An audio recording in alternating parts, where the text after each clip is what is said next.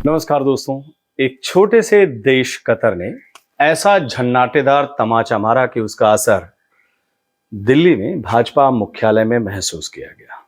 इससे भारत देश और भारतीयों का कोई लेना देना नहीं, क्योंकि हमारा देश भारत ने तो हमेशा इस्लामिक देशों से सैकड़ों वर्षों की गरिमामयी दोस्ती मित्रता की परंपरा को कायम रखा।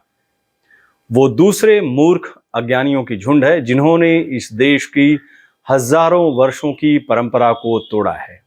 कतर में भारत के दूतावास के प्रवक्ता ने कहा, राजदूत की विदेश कार्यालय में एक बैठक थी जिसमें भारत में व्यक्तियों द्वारा धार्मिक व्यक्तित्व को बदनाम करने वाले कुछ आपत्तिजनक ट्वीट्स के संबंध में चिंता व्यक्त की गई थी।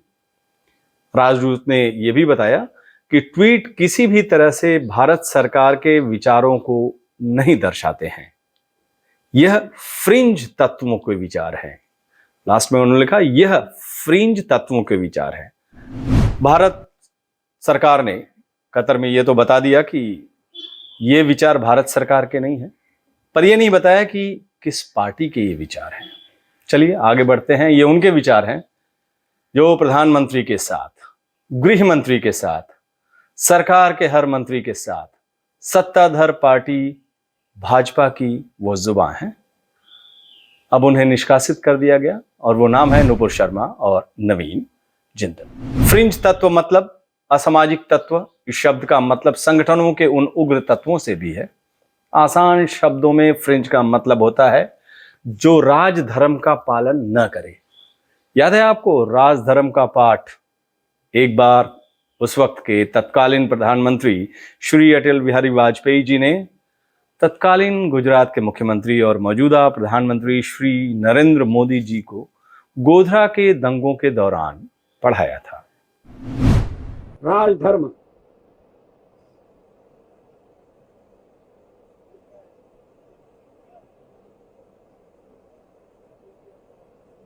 ये शब्द काफी सार्थक है।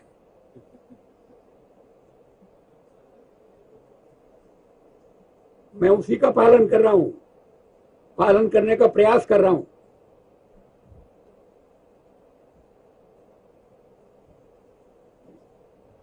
राजा के लिए, शासक के लिए प्रजा प्रजा में भेद नहीं हो सकता। न जन्म के आधार पर, न जाति के आधार पर, न संप्रदाय के आधार पर। हम भी वही कर रहे हैं साहब। नुपुर और नवीन कुमार तो बस पर्दा है। पर्दे के पीछे वो तमाम लोग हैं जो भारत के राजधर्म को नहीं निभाते। खूब पर्दा है कि चिलमन से लगे बैठे हैं, साफ छुपते भी नहीं और सामने आते भी नहीं। लेकिन उनके बयानों से आप अंदाजा लगा सकते हैं कि नफरत फैलाने में उनका योगदान तो है। अब देखिए, जो गाली देते हैं वो सूचना मंत्री है। जो एक विशेष वर्ग को पाकिस्तान भेजने की बात करते हैं वो भारत के गांव में विकास के मंत्री हैं। लोकतंत्र के जीतने पर जो कहते हैं कि बीजेपी गलती से चुनाव हारी, ये बिहार का वाक्य है कि बीजेपी गलती से चुनाव हारी तो पाकिस्तान में फूटेंगे पटाखे, वो हमारे देश के गृह मंत्री हैं। जो शमशान कब्रिस्तान, जो कपड़े के रंग से विशेष धर्म को जोड़ते हैं, जो एक सम्मान की टोपी को नकार देते हैं, तस्वीरें गवाह हैं, वो हमारे देश के माननीय प्रधानमंत्री हैं।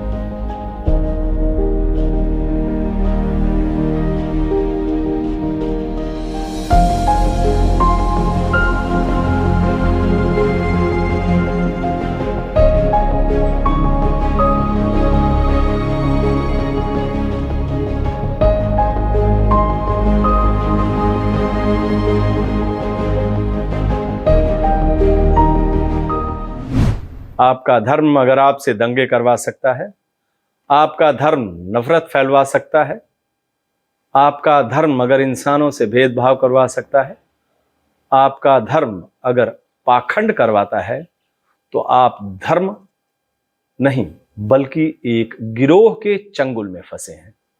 What Prime Minister Modi and his colleagues really mean by their frequently repeated slogan, maximum governance, minimum government.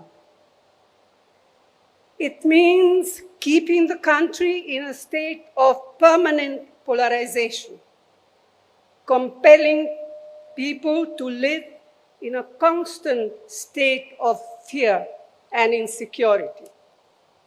It means viciously targeting, victimizing, and often brutalizing minorities who are an integral part of our society and are equal citizens of our republic. It means using our society's age-old pluralities to divide us and subverting the carefully nurtured idea of unity in diversity. It means threatening and intimidating political opponents, maligning their reputation, jailing them on flimsy pretext, misusing investigative agencies against them.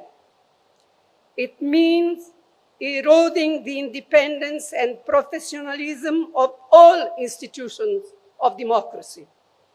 It means the wholesale reinvention of history, the constant denigration of our leaders, especially Jawaharlal Nehru, and the systematic moves to distort, deny, and destroy their contributions, their achievements, and their sacrifices. It means glorifying the killers of Mahatma Gandhi and their ideologues. It means the blatant undermining of the principles and provisions of our nation's constitution, of its pillars of justice, liberty, equality, fraternity, and secularism. It means turning a blind eye to continued atrocities across the country on weaker sections, especially Dalits, Adivasis, and women. It means using fear to make the bureaucracy, to make corporate India, to make civil society and sections of the media fall in line. It means more empty slogans, diversionary tactics, and utter silence on the part of an ever so eloquent Prime Minister when the healing touch is most needed. आज कलंक का धब्बा राष्ट्र के ऊपर लगा है, इसकी जिम्मेदारी किसकी है? आप तय कीजिए, या आपको तय करना है और सोचना है। आज हमारे देश की मान्यताएं दांव पर हैं, इसकी जिम्मेदारी किसकी है वो आप तय कीजिए। आज विश्वसनीयता, हमारे देश की विश्वसनीयता दांव पर है, जिम्मेदारी किसकी आप खुद तय कीजिए। आज भाजपा के प्रवक्ताओं ने, जो अब निष्कासित हैं, निकाल दिए गए हैं, उन्होंने देश की मर्यादा, प्रतिष्ठा, संस्कृति, सभ्यता, गौरवशाली इतिहास को ध्वस्त किया है। अब कहते हैं कि वो सारे धर्मों का सम्मान करते हैं, जिस तरह से बीजेपी ने प्रेस रिलीज की कि वो धर्म का, सभी धर्मों का सम्मान करते हैं। अब चलते चलते इमरान प्रतापगढ़ी जी की आपको नज्म सुनाते हैं, और उस नज्म में कई चीज़ें हैं जो आपको मौजूदा हालात के बारे में, मौजूदा स्थितियों को बयां कर रही हैं। बीते हुए कल से नफरत है, आते हुए पल से नफरत है। उनको कबीर के दोहों से, गालिब की गजल से नफरत है। वो एक इमारत जिस पर दुनिया भर की मोहब्बत नाज करे, वो एक इमारत जिस पर दुनिया भर की मोहब्बत नाज करे। मेरे देश में कुछ बेशर्मों को उस ताजमहल से नफरत है कि बेजान सी उन दीवारों में। मेरे मिस्र सुनिएगा और समझिएगा कि मैं कहना क्या चाहता हूं। बेजान सी उन दीवारों में चाहत ही चाहत पाओगे, बोलो क्या क्या झुठलाओगे, बोलो क्या क्या झुठलाओगे, बोलो क्या क्या झुठलाओगे, बोलो क्या क्या झुठलाओगे। कि तलवार उठाई हाथों में तो हम टीपू सुल्तान हुए, कि तलवार उठाई हाथों में तो हम टीपू सुल्तान हुए। शहनाई छूली होठों से तो हम बिस्मिल्लाह खान हुए, कि तलवार उठाई हाथों में तो हम टीपू सुल्तान हुए। शहनाई छूली होठों से तो हम बिस्मिल्लाह खान हुए। संगीत की बारी आई तो अल्लाह रखा रहमान हुए, संगीत की बारी आई तो अल्लाह रखा रहमान हुए। सरहद की हिफाजत की खातिर अब्दुल हमीद उस्मान हुए, कि जिनको जाना था चले गए, जिनको जाना था चले गए, अब हमको भेज न पाओगे, बोलो क्या क्या झुठलाओगे, बोलो क्या क्या झुठलाओगे, बोलो क्या क्या झुठलाओगे, बोलो क्या क्या झुठलाओगे।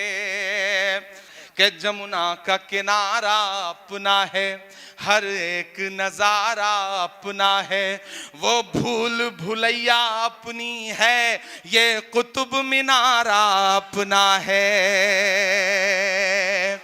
जमुना का किनारा अपना है, हर एक नजारा अपना है। राजेश भाई, जमुना का किनारा अपना है, हर एक नजारा अपना है, वो भूल भुलैया अपनी है, ये कुतुब मीनारा अपना है।